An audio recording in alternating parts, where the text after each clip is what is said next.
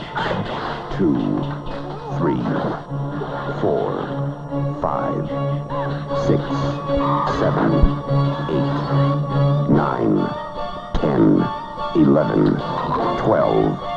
Friday the 13th. You may only see it once, but that will be enough.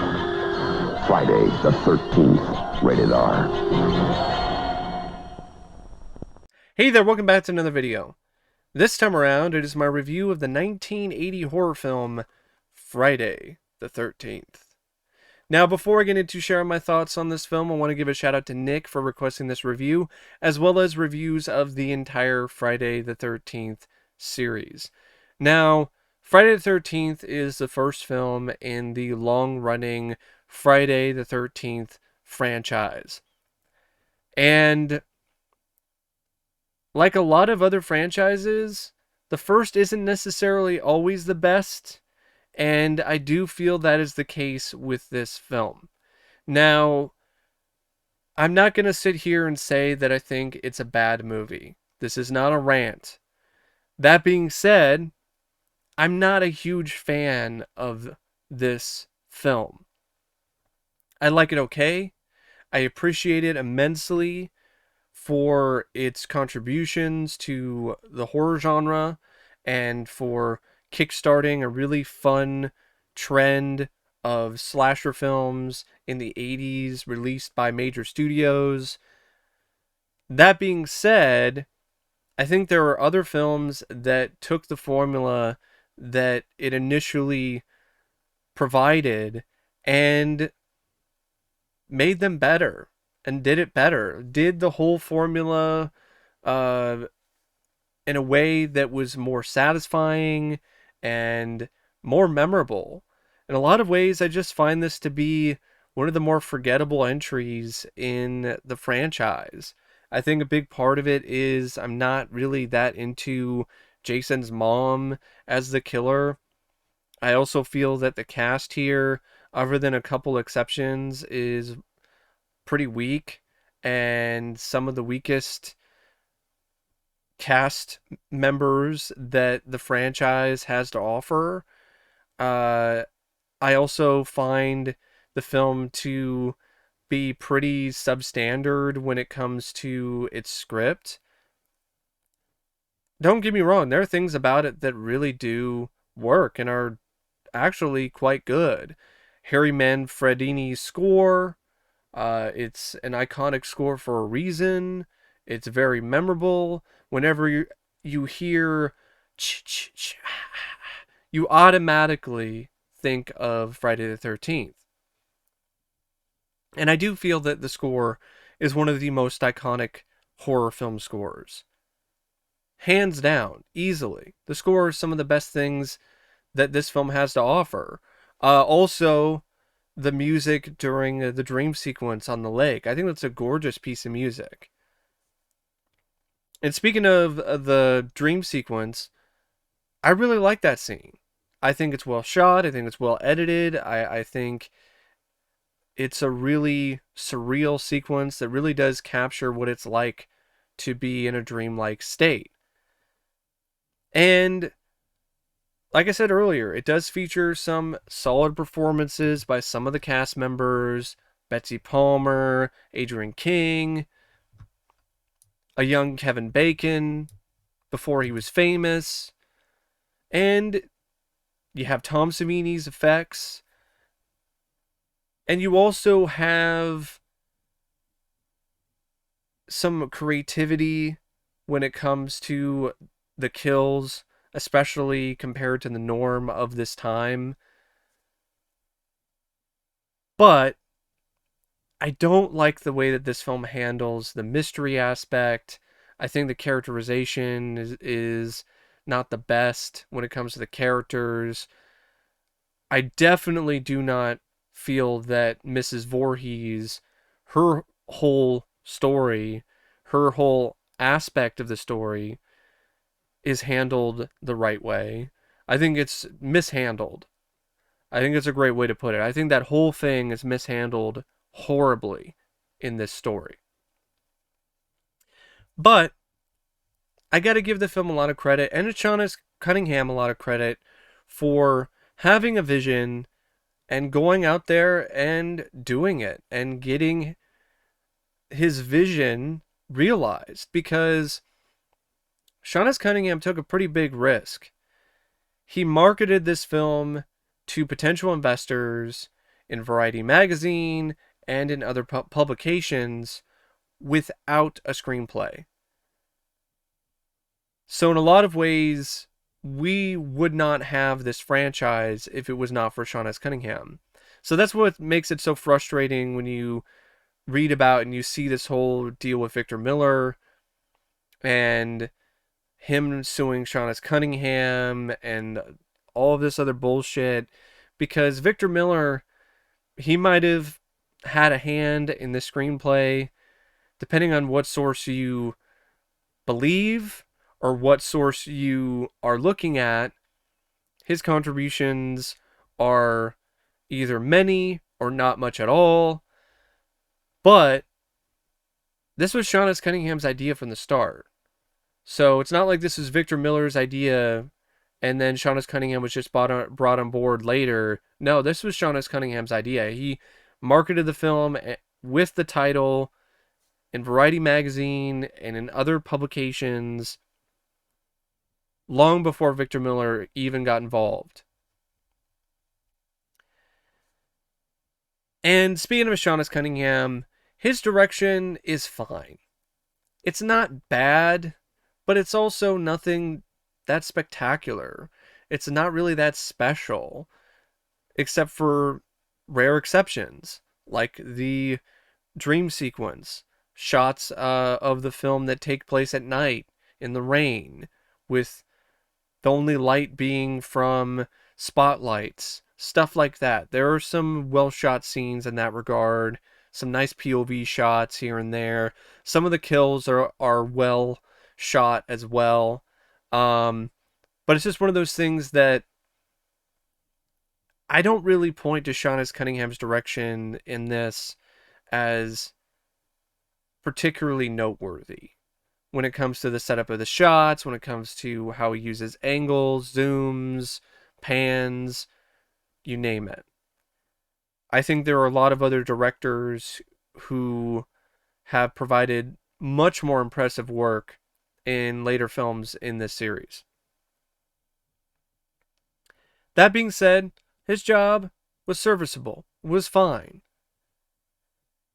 The screenplay, on the other hand, by Victor Miller and an uncredited Sean S. Cunningham, I feel that the whodunit aspect of this is just poorly written. And I know the argument is that it's not intended to be that way, but I really don't buy it, because why else is the character Crazy Ralph there? Crazy Ralph is meant to be an obvious red herring, and otherwise, there's no point to that character being in the film. And there are a lot of moments in this movie when it comes to the story where things are not really moving very fast.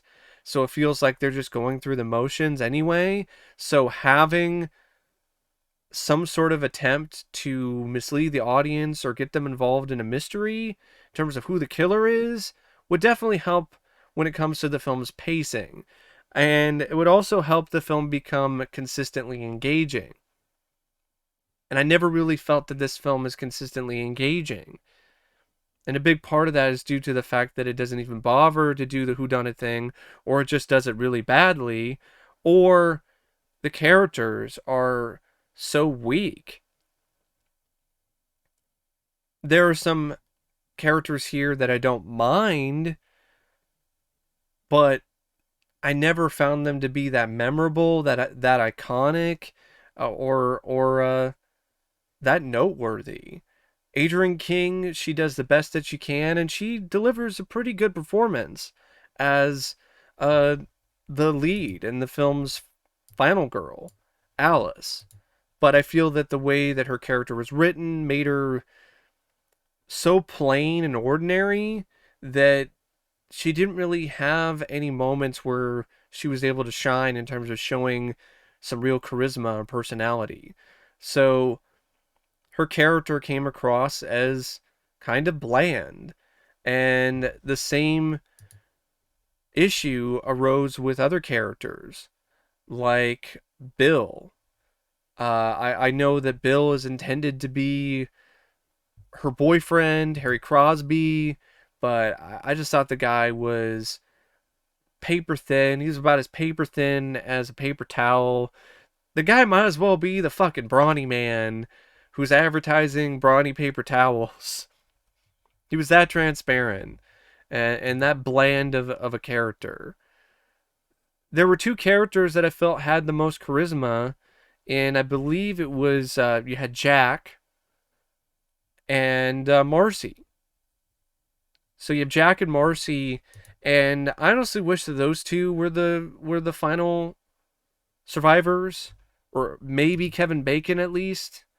Reverse the roles, have Kevin Bacon be Bill, so then you have him playing off of Adrienne King, because Adrienne King didn't really have someone to play off of.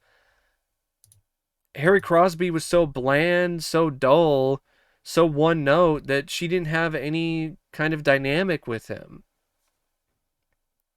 They were too similar in terms of the way that the characters were written and when it comes to the performances. So it was just one of those things where they never really hit it off for me. They never really clicked. And I felt that there was genuine chemistry between Jeannine Taylor and Kevin Bacon. I felt they really did work well work well. And there were other members too of the cast, like Ned. Ned was just annoying, and he didn't even get a kill that was satisfying to make up for the fact that he annoyed me for a good chunk of the film. It's one of those things where he just dies off screen and you see his throat slit. It's like, you're not even going to give me a memorable kill. It's just going to be another throat slash. And that's another thing. For a film that's marketed for having really creative kills, other than the arrow through the throat and maybe some aftermath shots, like I believe it's Bill who has all these arrows in him when he's pinned to the door, there really isn't that much when it comes to creativity with these kills. There are a lot of throat slashes, like way too many. Here's the throat slash count. So you've got the hitchhiker lady, she gets her throat slit. You've got Ned, he gets his throat slit. So the hitchhiker gal, I think Annie. Yeah, Annie. So played by Robbi Morgan. Annie gets her throat slit. Ned gets his throat slit. It's a different character in another Friday the 13th film, I think. Ted. And I don't know if Steve Christy also gets his throat slit, but for the most part, a lot of throat slashes, and then a lot of aftermath stuff. Some really lazy stuff too, like one of the characters just gets thrown through a window with rope around her waist. Okay, whatever. I believe that's Brenda, played by Laurie Bartram. And you have Steve Christy. He shows up, it's just a jump scare. He just got stabbed in the chest. Really nothing that special. Marcy, she gets an axe to the face. I guess that's one of the more creative kills. And then you have Mrs. Voorhees, who gets decapitated. So, I mean, it's just a lot of the gore, a lot of the kills. I mean, for the time, state of the art, and maybe more creative for the time, but compared to other films in the slasher genre, this does not feature some of the most creative kills in the genre. I think that's an overstatement.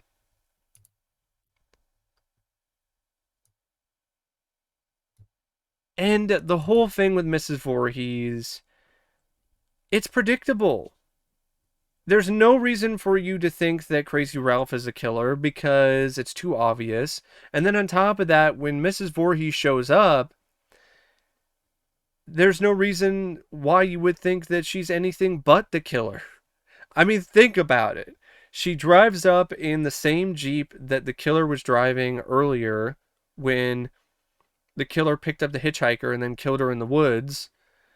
And then, if that isn't bad enough, because of the fact that the film did such a bad job with this red herring thing or this whodunit aspect of the story,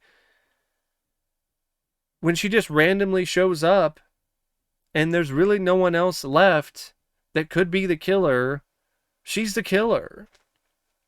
It also hurts the story in a lot of ways because you don't really get a whole lot of depth or backstory with this character. You just get a monologue. She talks to Adrienne King's character, Alice, lets her know about Jason and he drowned years ago, and today is his birthday, Friday the 13th, and that kind of stuff. But that's really about it. I also don't like the way that they handle her being crazy. I thought it was silly when she's talking to herself as if she's talking to Jason.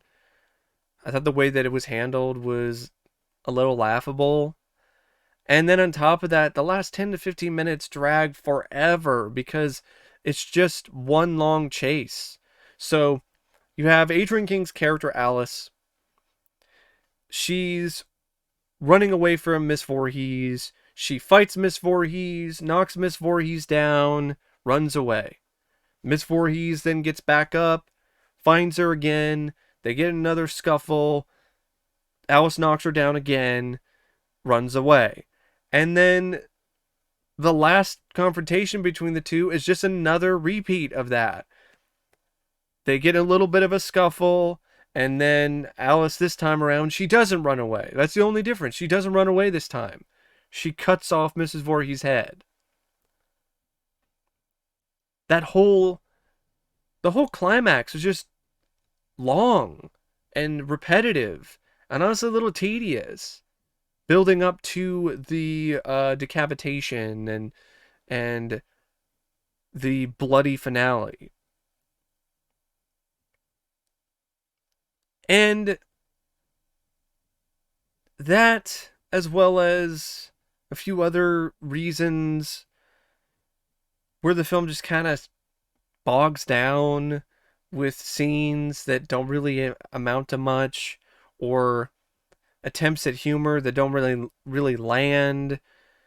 I know I might get stabbed for this by some Friday the 13th fans or horror fans for saying this, but this is how I honestly feel. I do not care for Crazy Ralph. I never liked the character. I thought the character was obnoxious and felt way out of place. He seems like he just walked out of a Scooby-Doo cartoon and onto the set of Friday the 13th. He doesn't fit with any of the other characters or anything else in the movie. I don't even think the performance was really that great either. So yeah, I'm not a big fan of Crazy Ralph, played by Walt Gorney. I've never really been that big on that character. And I've never really been that big on this film overall. But I do appreciate it. I feel that it's a time waster for me because of some of the effects by Tom Savini. Even though there are some moments where you can tell that he had not a lot to work with. Like, for instance, during the arrow kill, when Kevin Bacon gets an arrow through his throat, you can tell that the arm that's holding his head up is fake. Maybe it's because of the 4K remaster on this Blu-ray from Scream Factory, but you can tell that it's a fake arm, complete with a fake hand holding his head up while they shove an arrow through his throat. So it kind of takes you out of it a little bit. But I still appreciate the effect, and I would say it's probably the best kill in the film. And at the end of the day, you get to the dream sequence, and that is really a showstopper, from the way that it's shot and photographed to the jump scare, which didn't do anything for me because I've been conditioned after watching all of these horror movies. Jump scares really aren't anything special for me anymore. And I knew it was coming, but for audiences back in 1980, I would not be surprised if people shit the pants, pissed themselves. It just completely threw them off guard.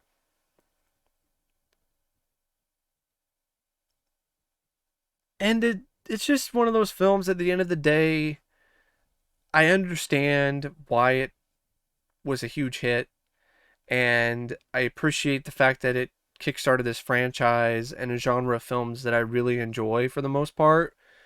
But it's the humble beginning. It's the humble beginning of not only the franchise, but of the slasher genre as a whole. And there are things about it that are remarkable, like Harry Manfredini's score, which is iconic and amazing, and it's some of the best work that you will ever hear for a horror film. The score alone helps scenes that are honestly pretty flat have some semblance of tension, and it's iconic in a lot of different ways with a very simple setup in terms of the most repeated bit of audio, which is just ch ch ch. And no, it's not ki ki ki ma ma ma. I don't care what he says. I'm sorry, Harry. Maybe you need to clean your ears or something, or listen to it again. I know you're the guy who did the score. Maybe that's what you intended, but it does not sound like that at all. If you watch any of these films, there is not a single time when you watch this movie or any of these Friday the 13th films where the score and the iconic bit of the chorus or a couple people going it does not sound like it doesn't. It simply does not. I'm not alone on that. That being said, it's a good score. It is. The cinematography by Barry Abrams, it's a mixed bag just like the film, but there are moments where it's a real showstopper. The dream sequence on the lake, it just captures what it's like to be in a dreamlike state so well. It's so surreal, it's so gorgeous, it's so beautiful. I really love that sequence. I love that entire scene. The direction, the editing, the music. That's another thing. Harry Manfredini's score for that particular sequence. And it's well edited by Bill Freda. And, it's only 95 minutes. So it goes by at a decent enough pace, even though it could be a little bit faster paced in the end, because there's a lot of stuff that I don't really get that invested into, because I'm not really that invested in the characters as a whole. I'm not really that invested in the story when it comes to what's going on a consistent level. So it's just one of those films that it's just there for me. If you feel that it's a classic, it's one of your favorites, and it's a great movie, I don't have a problem with that at all. I'm one of the few people that isn't really that impressed with the first Friday the 13th. So I'm kind of alone in this boat with maybe a few other passengers. But anyway, I don't really have much else to say about Friday the 13th except thanks for watching my review, and as always, I'll see you later. See ya.